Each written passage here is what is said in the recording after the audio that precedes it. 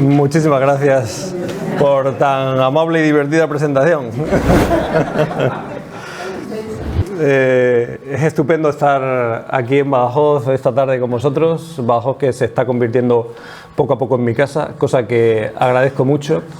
Agradezco también al museo y a la Asociación de Amigos del Museo su amabilísima invitación para estar hoy aquí con vosotros presentando un proyecto que es La niña de mis ojos, como es el Rebellao, que espero para los que no lo conocéis pues que os enamore como lo ha hecho conmigo, ¿no?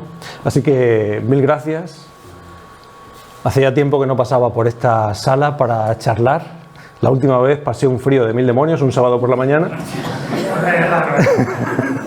Era una nevera completa. Hoy no tenemos ese caso. Además, muchísimas caras conocidas y queridas. Se nota ese calor humano afectuoso. Así que os decía que estamos muy contentos. Y cuando digo estamos, no hablo en primera persona, sino que hablo en plural, porque somos muchos los que formamos parte de este proyecto. Desde estas burrillas que nos ayudan a desbrozar y a cuidar la parcela en la que nos hallamos, hasta todos y cada uno de los colaboradores que en ella participan.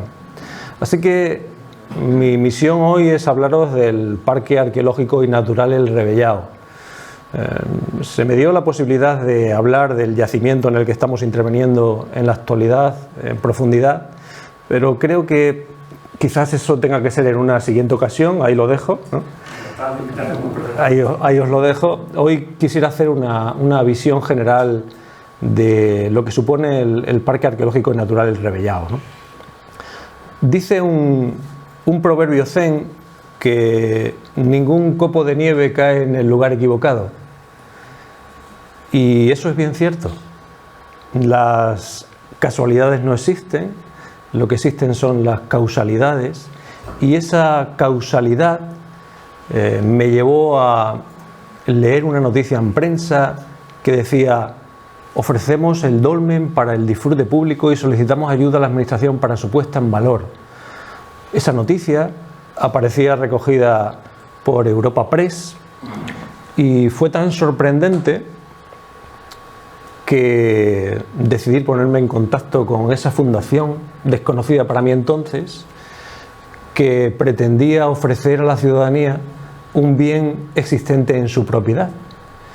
Curiosamente, en un tiempo en el que las puertas se cierran, en el que los propietarios de bienes culturales tratan de no hacerlos accesibles, se daba la posibilidad de que una fundación quisiera ofrecerlo y abrir de par en par sus puertas. Así que me puse en contacto con la Fundación Dolores Vaz de Arús, entablamos una amable conversación. Conocí a este señor que tienen en pantalla, que es el alma mater del proyecto. Lo tengo en primera fila, así que le voy a pedir que se levante para que los demás puedan conocerlo. Don Pedro Arias, un aplauso para él. Don Pedro Arias es presidente de la Fundación Dolores Vaz de Arús, una fundación badajocense, no muy conocida, desgraciadamente, en la ciudad, y digo desgraciadamente porque la labor que hace es de tal envergadura que todos y cada uno de los badajocenses deberían sentirse muy agradecidos por tener una fundación en la ciudad de esta categoría, ¿no?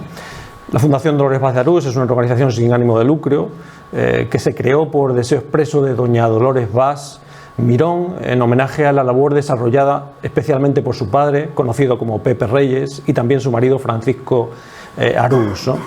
Aquí tenemos una imagen de doña Dolores, a la que no tuve el gusto de conocer, pero se suele decir que a las personas no se la conoce por sus palabras, sino por sus hechos, por sus acciones. Y todas y cada una de las acciones que me llegan de doña Dolores, especialmente con todo lo que se ha organizado gracias a su patrimonio personal, pues está sirviendo para mejorar muy mucho la vida de muchas personas existentes en Badajoz, y especialmente de 3 organizaciones beneficiarias, como tienen en pantalla: la Organización Apresúa 3 de Badajoz, la Asociación de Lucha contra el Cáncer y las Hermanitas de los Ancianos Desamparados de Badajoz, ¿no? Esas 3 organizaciones reciben un soporte anual económico por parte de la Fundación Dolores Paz de Arús, incidiendo, como les decía, en ese afán por mejorar la vida de las personas, ¿no? Ese primer contacto establecido con don Pedro Arias supuso plasmar la necesidad de una toma de contacto con la finca denominada El Rebellao, y cuando uno comienza algo se plantea por dónde empezar, y el mejor sitio para empezar es siempre el principio, ¿no? ¿Y cuál es el principio desde un punto de vista arqueológico? Pues el principio, lógicamente, es una prospección arqueológica intensiva.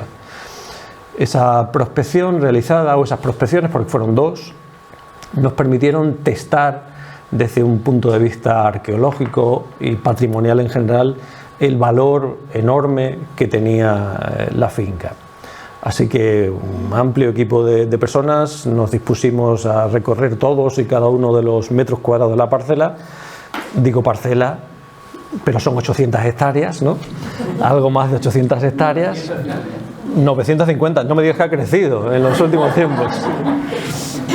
Bueno, pues nos acercamos peligrosamente a los 1000, cosa que está muy bien. Fruto de esa primera toma de contacto, gracias a la prospección arqueológica, documentamos una treintena de yacimientos arqueológicos y bienes etnográficos.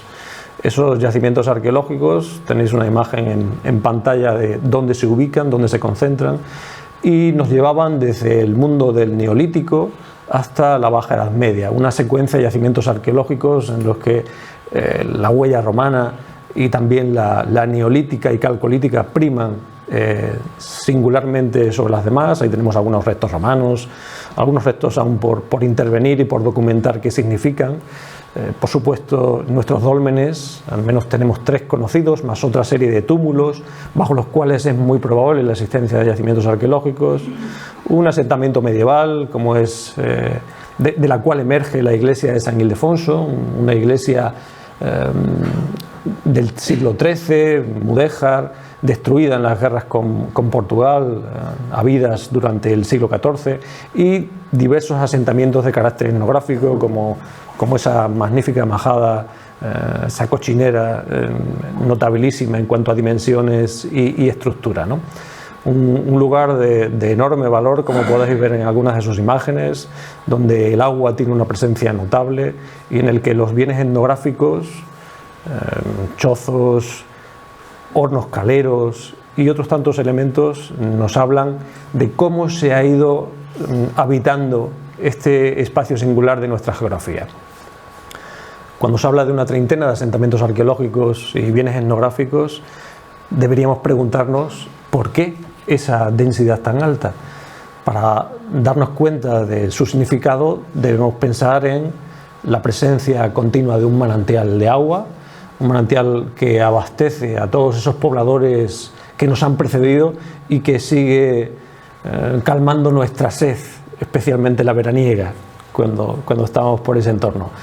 A esa fuente, a ese manantial que adoramos, pues se aúna una feracidad de la tierra en la que se ubica, donde los cultivos se llevan produciendo sin solución de continuidad desde el mundo del Neolítico hasta nuestros días, porque la finca sigue estando sigue dando frutos, sigue siendo explotada agrícolamente. Como veis, un lugar de una belleza sorprendente, contemplada desde distintos puntos de vista y a lo largo del año, pues nos ofrecen una visión que la hace realmente atractiva, y la tenemos a la vuelta de la esquina, un lugar muy próximo, como más adelante podremos ver, ¿no?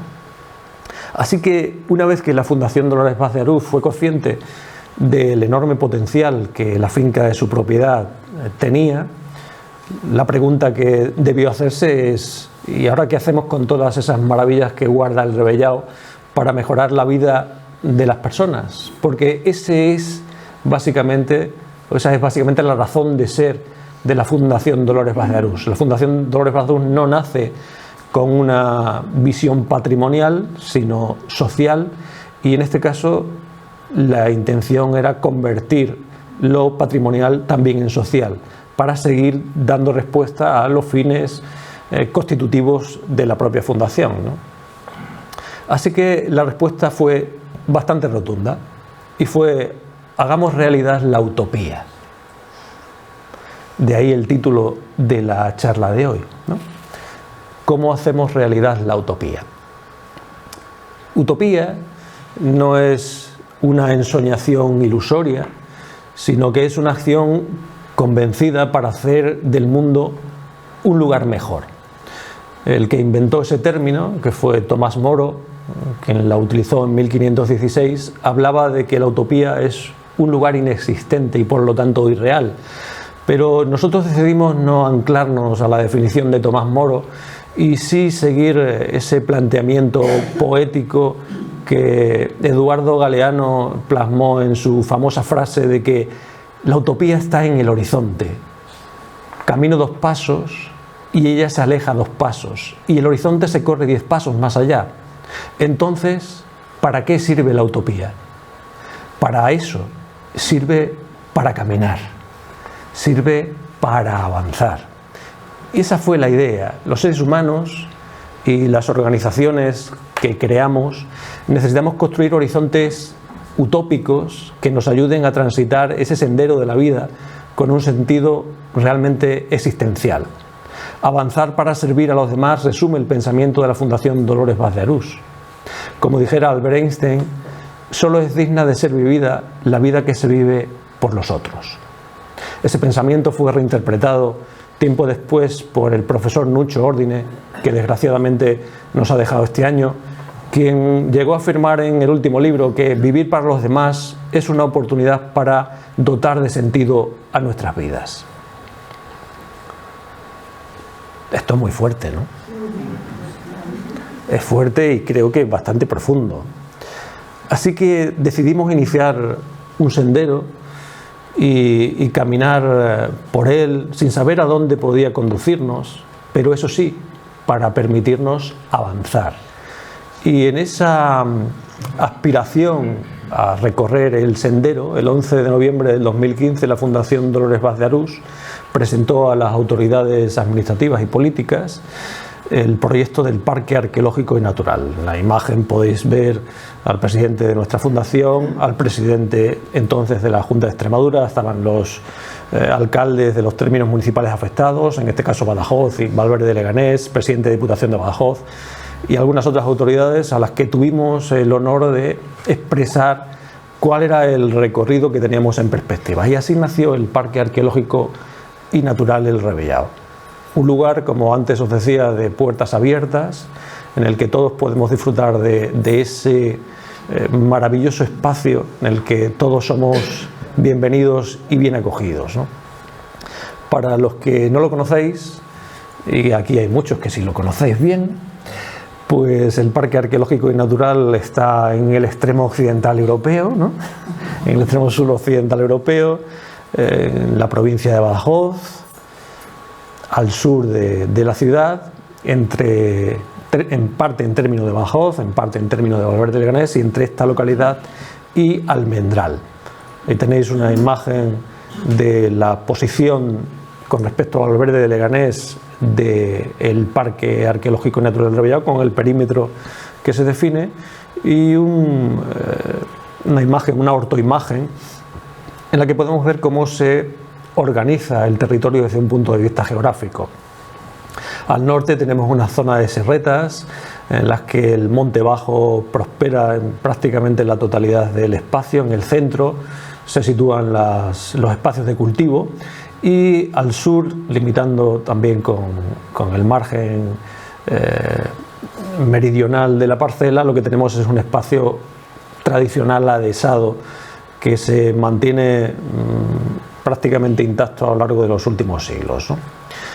El Rebellao es un proyecto arqueológico, principalmente, patrimonial en líneas generales, por supuesto natural, educativo, contemplativo, artístico, agrícola y turístico. Podríamos seguir, ¿no?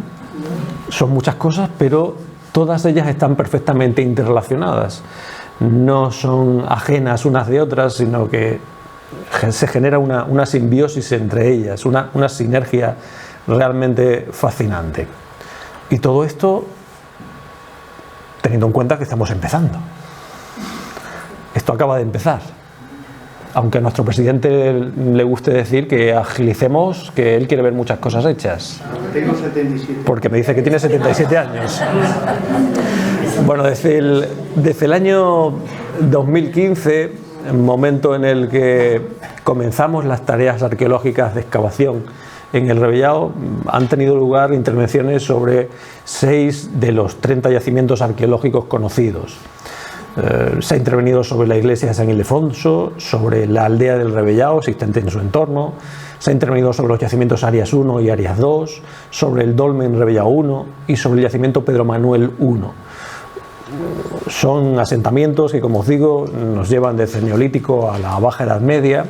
Ahí tenemos alguna imagen del famoso dolmen Rebellao 1, tanto en fotografías diurnas como nocturnas, la iglesia de San Ildefonso con su magnífica portada mudéjar, el asentamiento neolítico calcolítico denominado Arias 1. Es decir, tenemos una secuencia realmente interesante. Todas estas intervenciones han sido sostenidas a lo largo del tiempo gracias a los esfuerzos realizados por la Fundación Dolores Vaz de Arús y puntualmente con apoyos de otras organizaciones como pueden ser la Universidad de los Mayores de la Universidad de Extremadura, el Instituto de Educación Secundaria Campos de San Roque de Valverde de Leganés y la Junta de Extremadura, que promovió talleres de empleo en colaboración con el Ayuntamiento de Valverde de Leganés y que nos permitió intervenir sobre 2 de los asentamientos arqueológicos. A partir de ahí nació una nueva organización llamada Asociación Cultural de Amigos del Parque Arqueológico y Natural del Rebellao. Tenemos aquí a su presidenta también, a Asunción Leitón. Saluda también, Asun.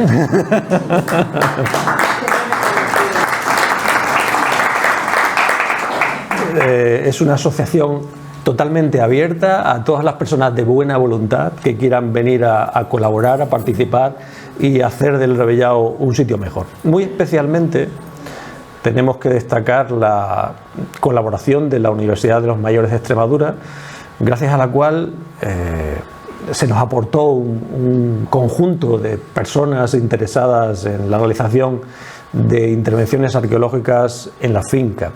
Ese primer contacto tuvo lugar en 2013, poco después, 2014, poco después de ese reconocimiento del territorio del Rebellao, y en una visita de carácter didáctica que realizamos a la finca, y tenéis algunos de los participantes en aquel evento. Tengo aquí en esta fotografía a una persona que tengo en la tercera fila, Mercedes, pues enseñando el Rebellao a este colectivo surgió algo tan español como decir: ¿a que no os atrevéis a venir a excavar en el Rebellao? Ese reto fue tomado por esos estudiantes de la Universidad de Mayores como algo realmente interesante a lo que responder de forma positiva. Hablamos con el entonces presidente responsable del programa de la Universidad de Mayores, don Florentino Blázquez. Él nos abrió la puerta del programa de mayores y comenzamos a realizar actuaciones, en este caso por la iglesia de San Ildefonso. Ana María se puede ver allí con el legón, ¿verdad, Ana María? ¿Te ves?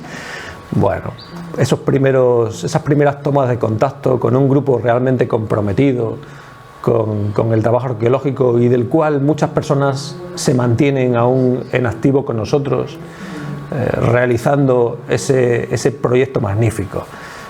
De la iglesia de San Ildefonso pasamos al año siguiente al yacimiento de Arias 1.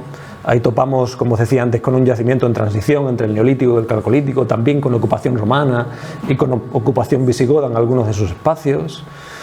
Y veis cómo se aplican duramente todos estos miembros del equipo de trabajo, personas que dedican su tiempo y sus esfuerzos a colaborar con este hermosísimo proyecto, ¿no? Mañanas frías de invierno, mañanas calurosas de verano, pero ahí seguimos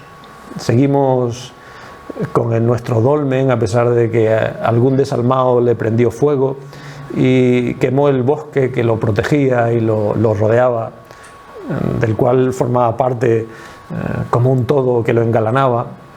Pero eso no nos retiró el entusiasmo, más bien todo lo contrario. Seguimos dispuestos a seguir colaborando y a seguir trabajando para sacar adelante este proyecto.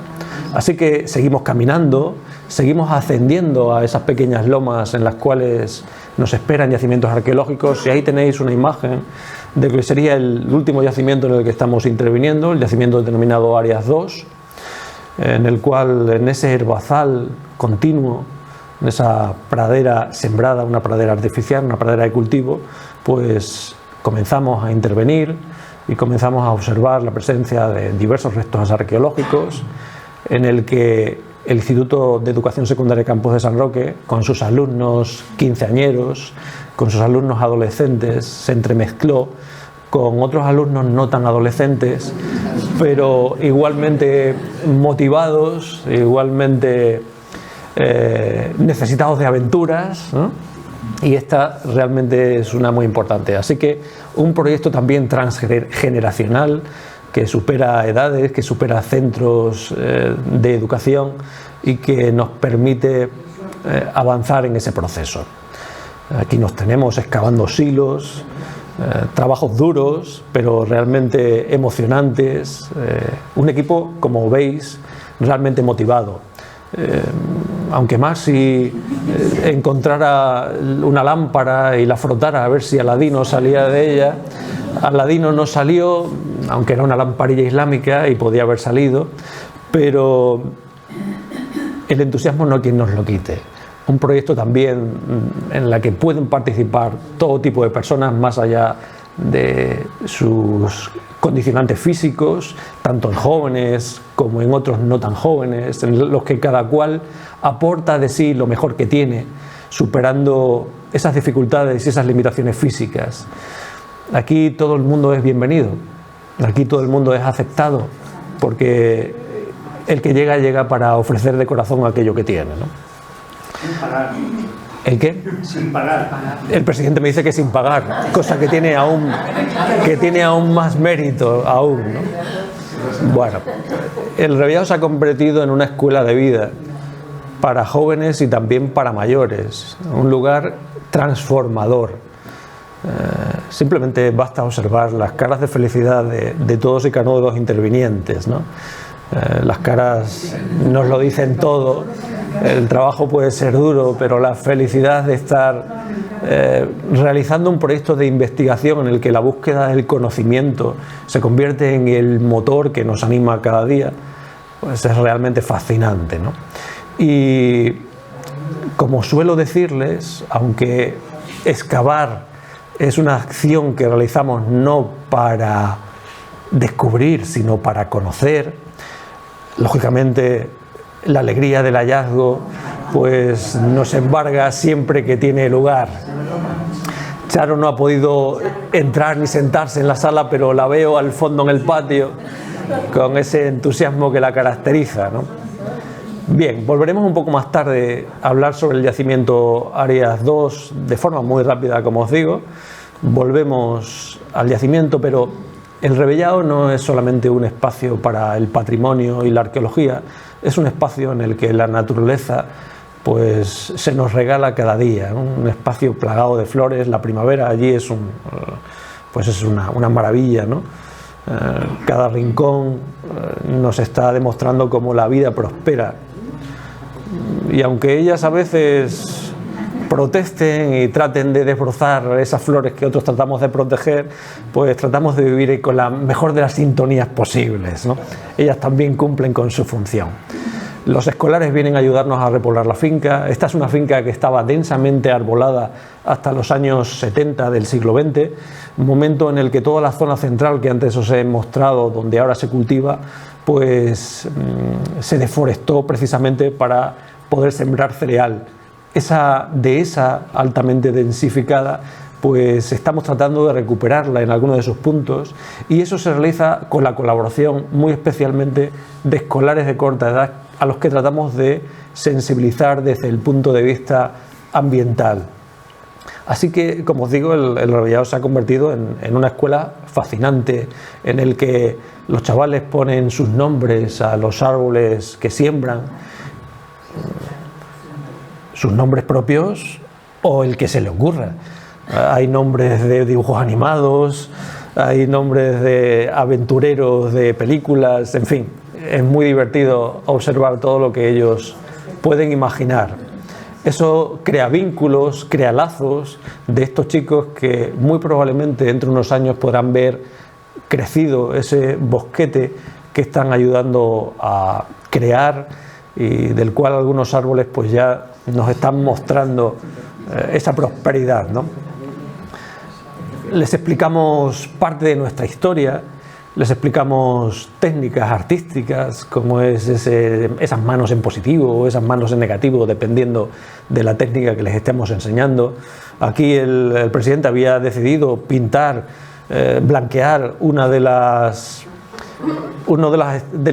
estaciones etnográficas, pero directamente la chavalería decidió que estaba demasiado blanco para su gusto. Y ahí nos aplicamos duramente, ¿no? La psicóloga un disgusto tremendo. La psicóloga que llevaba el proyecto pues se disgustó, qué iba a pensar el presidente, pero el presidente estaba encantado con esa acción, ¿no? Bien, como os decía, la escuela llevada a donde debe estar, que es al exterior, superando los muros que muy habitualmente en lugar de protegernos nos encierran y nos reprimen. El Revellado se convierte en un campo abierto en el que, gracias a la explicación de los distintos profesionales que colaboramos en ella, pues la atención y el aprendizaje se producen de una forma absolutamente natural. Por allí pasan colegios, institutos. Si tenemos presentes aquí algunos colegas de la docencia, pues estaremos encantados en recibiros siempre que queráis. La experiencia es realmente grata. Las puertas están abiertas, como antes os decía, y están abiertas para los alumnos de institutos, de educación primaria, de educación secundaria, y también para todos aquellos que en las distintas rutas que hacemos por la finca casi todos los meses, pues hacen con nosotros un recorrido didáctico, interpretativo, por algunos de los principales espacios de la finca, ¿no? Un lugar para el divertimento y el aprendizaje como pocos existen en nuestra región.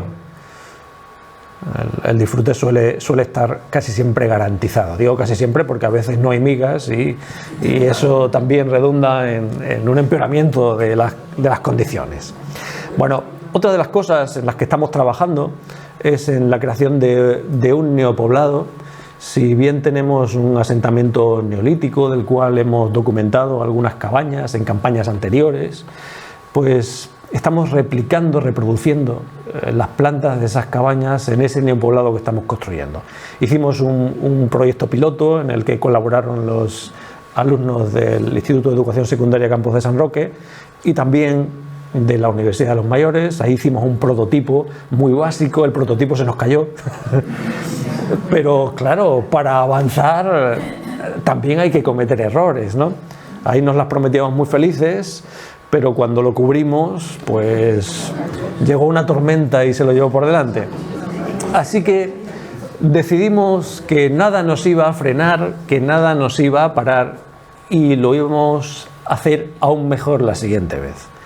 Y en esa vez, que es en la que estamos actualmente, pues estamos elaborando estos neochozos, neoviviendas inspiradas en ese asentamiento neolítico Arias 1 y estamos creando un poblado. También estáis invitados a construirlo con nosotros. Estas son algunas de esas cabañas que estamos ya edificando. Ahí tenéis una imagen que avanzará muy mucho, faltan muchísimos elementos, falta un foso protector, falta una muralla muy primaria, una empalizada, faltan algunos chozos más. Ahí tenéis una imagen aérea de cómo va evolucionando. Será una aldea en todo su sentido, una aldea dispuesta a modo de enorme diorama para explicar las formas de vida de nuestros ancestros allá por esos milenios en los que los primeros agricultores y ganaderos se asientan sobre todo ese espacio extremeño, ¿no? Pero no nos quedamos aquí y seguimos, y una de las últimas cosas que estamos generando es un lugar abierto para actos públicos, especialmente de carácter cultural.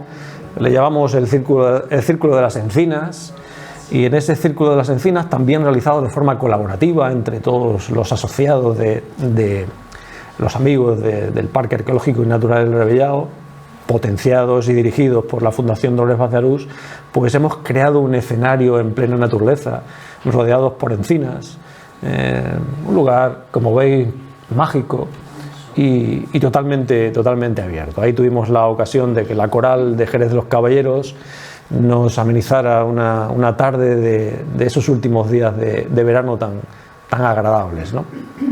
Vamos a retomar rápidamente el yacimiento arqueológico Arias II para tener una visión así muy general de ese asentamiento.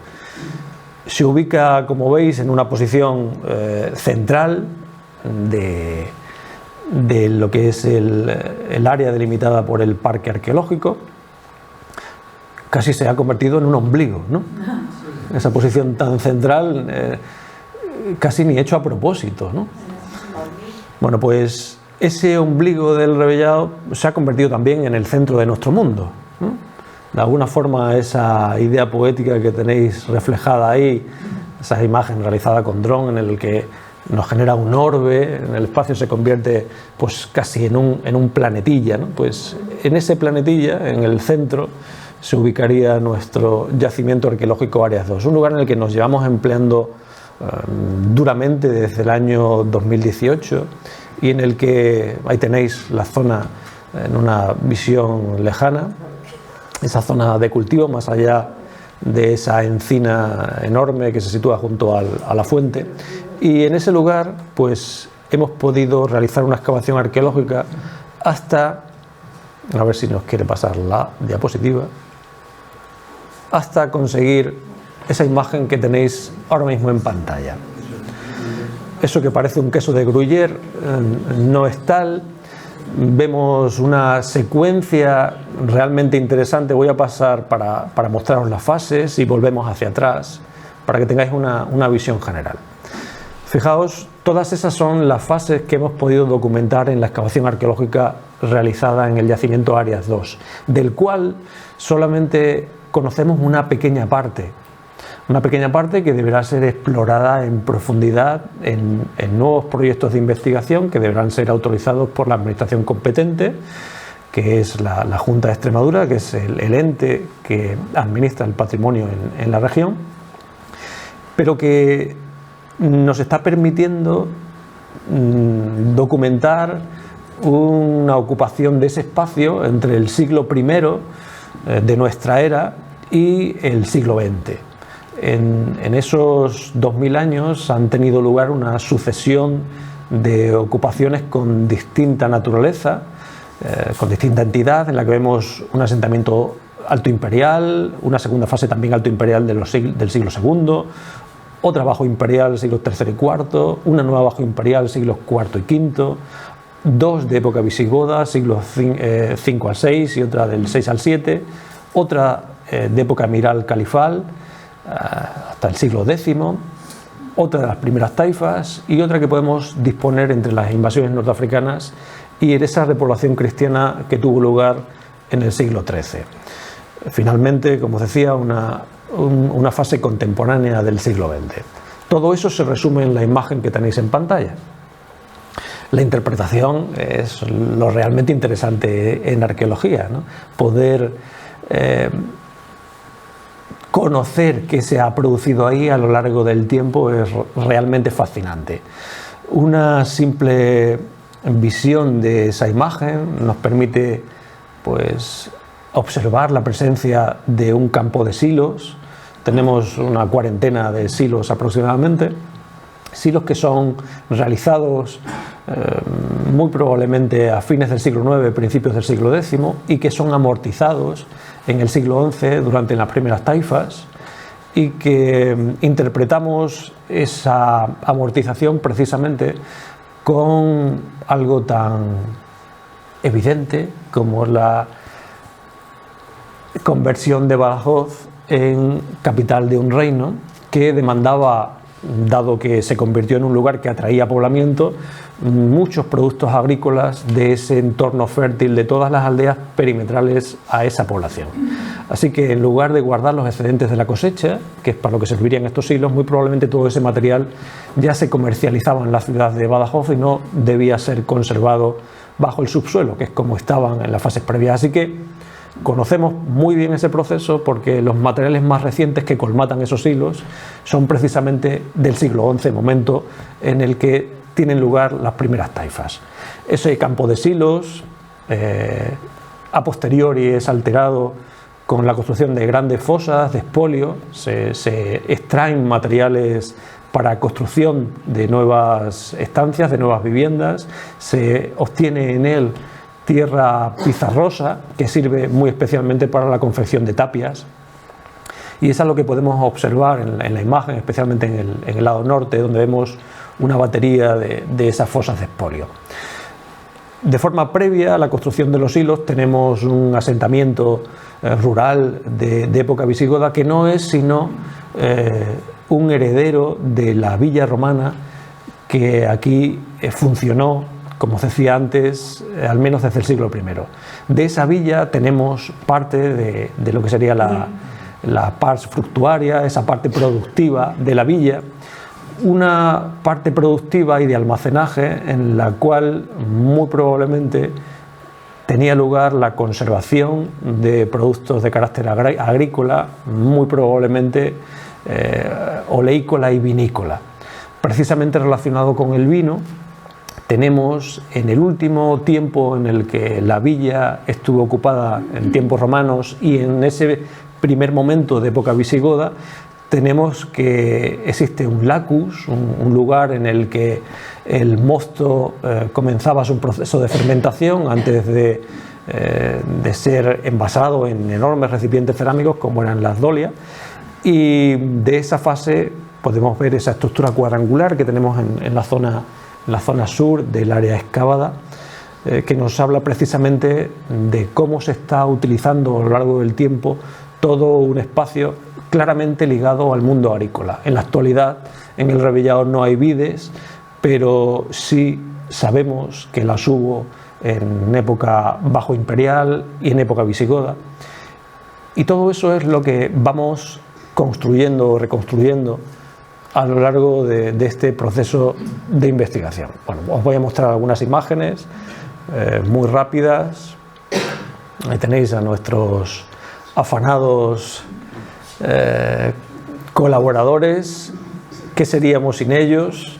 Este yacimiento muy probablemente no podría excavarse sin la dedicación, sin las horas de esfuerzo, sin el sacrificio y la aplicación de Mari Carmen el cepillo, ese cepillo muy bien utilizado para esa limpieza exhaustiva que hay que hacer prácticamente cada día del área arqueológica.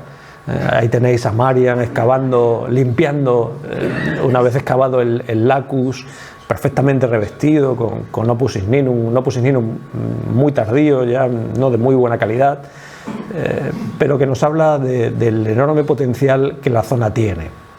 En todos esos hilos apreciamos un nivel de amortización, del desmontaje de parte de las estructuras romanas que debieron ser reacondicionadas en este tiempo, y muy probablemente si procedemos a continuar con las excavaciones arqueológicas en áreas aledañas, pues podremos obtener la ubicación de esa parte urbana de la villa, esa zona residencial señorial, de la cual muy probablemente conocemos algunos fragmentos de los mosaicos que cubrirían muy probablemente sus pavimentos. Han aparecido algunas teselas en los rellenos de esos hilos, restos de lo que serían pavimentaciones de cal, opus igninum también formando parte de esos rellenos. Bueno, como os decía, un colectivo realmente comprometido con el proyecto, un equipo que está dispuesto a mirar hacia el cielo incluso cuando están metidos en los silos, ¿no? Porque aunque estemos profundizando en la tierra, nuestro objetivo siempre está en lo luminoso, en la parte que tenemos en la parte superior, ¿no? Voy a mostraros también muy rápidamente algunos de los materiales arqueológicos exhumados, muy especialmente en los Silos, que es los lugares donde más restos arqueológicos muebles hemos podido documentar en el proceso de excavación. Ahí tenéis hachas pulimentados procedentes de los yacimientos neolíticos existentes en el entorno, utilizados en tiempos del mundo medieval para ahuyentar a las tormentas. Solían formar parte de las cubiertas de los edificios, ¿no? En aquel tiempo se tenía la sensación de que eran piedras realizadas por rayos. Cuando un rayo caía, tenían ellos la certeza. Fijaos que las certezas muchas veces no son ciertas, pues ellos tenían la certeza de que cuando caía un rayo se generaba una de esas piedras y colocarlas en los techos de las casas serviría para ahuyentar otro rayo que cayera en el mismo sitio, ¿no? Bueno, como os digo, algunos de estos hachas pulimentados, grandes recipientes de almacenaje, ahí tenéis restos romanos de dolias, ánforas de muy diversos tipos, recipientes de cocina, como puedan ser esas ollas, y algunos también de mesa, como estas sigilatas altoimperiales que tenéis en pantalla, o estas paredes finas, meritenses, también materiales propios del siglo I, son muy característicos de ese tiempo. Ligados a esa fase romana tenemos algunos instrumentos probablemente quirúrgicos de algún médico. Ahora tenemos algún médico en la sala y también en el Rebellado, ¿verdad, Antonio? Pero en su día también los hubo con su instrumental. Fijaos, quizás cauterizador y algunas pinzas son parte de ese instrumental médico, están realizados en bronce. También tenemos restos de lo que serían telares, con esas pesas características, y el mayor volumen de material que podemos observar en el yacimiento, si bien, como antes os decía, tenemos restos que proceden desde el siglo I en adelante, especialmente de la fase andalusí, califal y taifa, de donde viene o de donde proviene el mayor volumen de material existente, ¿no? Tenemos desde jarritas, ollas con la característica imprimación de haber sido puesta al fuego, ataifores como este que tenéis en pantalla, algunas tipologías no conocidas o no documentadas aún en publicaciones, esa maravillosa redoma que antes veíais justamente en el momento en el que tuvo lugar el hallazgo, algunas otras jarras con las características líneas verticales pintadas en blanco, bueno, algunos candiles. Este era el tuyo, Masi, ¿sí? Tapas de ollas, algunas piezas peculiares, como este pico vertedor de un jarrito con forma de perro, con la cabeza de perro. Incluso podéis observar los ojos marcados en el rostro, y algunos elementos realmente peculiares. No sé si se apreciará en la imagen, pero esa es el asa de una tapadera de época islámica, que fechamos fines del siglo IX, y que tiene una cruz incisa sobre su superficie. Esa cruz incisa sobre la superficie, más otro tipo de restos, como puede ser la abundante presencia de restos de cerdo como fauna comida en el yacimiento arqueológico, nos evidencian que, aunque estemos en época islámica, aquí muy probablemente aún se mantenía un grupo de cristianos, un grupo de gente que perseveraba en las costumbres de sus padres. Si bien los materiales ya nos hablan de ese tiempo en transición, fijaos esos ataifores con los chorretones característicos de manganeso, y estas otras cerámicas, producciones muy características de Badajoz, que nos hablan y nos marcan como un fósil director muy preciso ese momento del siglo XI, con las cerámicas que solemos denominar como verde y manganeso, unas cerámicas que nos marcan perfectamente ese momento de amortización de los hilos. Y entre esos materiales curiosos, pues podemos observar una pieza de ajedrez, muy probablemente el rey, una pieza realizada con hueso, torneado. Hay una pieza muy parecida en el Museo de Córdoba, que puede ser casi paralela a la que tenemos en el Rebellao. Nos habla de la vida cotidiana, nos hablan todos estos materiales de los usos y costumbres propios de los habitantes del lugar. Los materiales no solamente tienen valor per se, por su confección, por su naturaleza, sino que tienen un valor cultural, capaces de contarnos, de explicarnos pues cosas de quienes los usaron, ¿no? Y que nosotros ahora mismo estamos interpretando. Como curiosidad también observad esta reja de arado, una reja de arado completa que nos habla de los usos agrícolas que el Rebellao tenía entonces y que sigue teniendo ahora. Observamos también una podadora que también nos está evidenciando la perpetuación en el tiempo de las vides y de la producción vinícola en el Rebellao.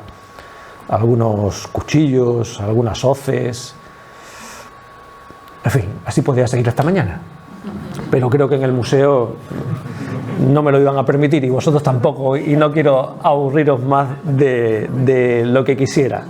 Así que, como antes os decía, las puertas del Rebellao las tenéis abiertas. Gracias a la Fundación Dolores Vaz de Arús podemos disfrutar de este lugar singular, llevar al Rebellao como estos chicos de Estados Unidos que se llevaron el dolmen del Rebellao en su corazón y que ahora pasean muy orgullosos por Houston, pues igual que ellos lo llevan en el corazón, nosotros también somos y estamos muy honrados de disfrutar de este espacio y poder comunicarlo a los demás. Así que estáis todos invitados a esta aventura fascinante que es el Parque Arqueológico y Natural El Rebellao, y os agradezco enormemente vuestra atención, porque el tiempo y la atención son algunas de las cosas más valiosas que tenemos y vosotros habéis decidido entregármela esta tarde, así que os lo agradezco profundamente. Muchísimas gracias.